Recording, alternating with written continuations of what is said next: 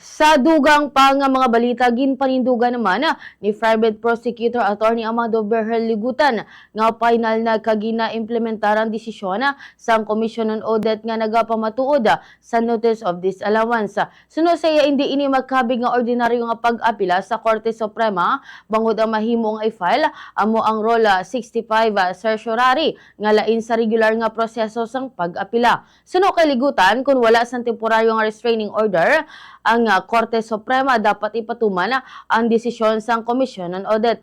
Bangod sini, ginpahayag sa natungdan nga hindi acceptable nga rason ang pagsiling nga pwede pa iniipataas sa Supreme Court nga i-postpone ang implementasyon sang Notice of Disallowance.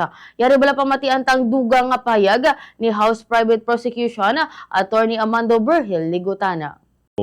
Yung argument na pwede pang iapila sa Supreme Court, no? We beg to disagree with that, no? Napakaklaro po, executory na yung decision, no? Decision ng COA Commission, yung ina-uphold yung notice of disallowance, executory na yan. Yung bagay na po pwedeng iakyat sa Supreme Court, siguro medyo technical pero we have no choice, no?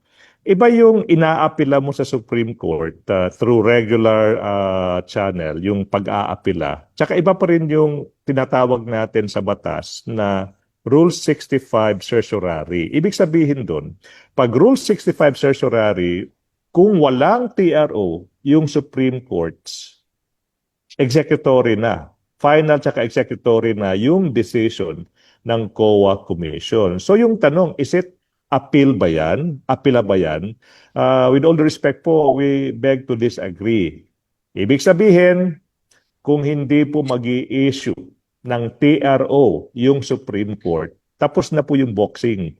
Yung notice of disallowance na na-issue ng COA Commission, dapat i-implement na iyan. So yung term na ginagamit na apila, we beg to disagree with that. Kasi nga, uulitin ko, yung pamamaraan ng pag-aakyat ng isang decision ng COA to the Supreme Court, hindi po through appeal yan, through Rule 65 certiorari. So you among us lawyers, medyo technical, ibig sabihin yan, kung walang TRO, ini-issue yung Supreme Court, tapos na po yung boxings, yung issue ng notice of disallowance.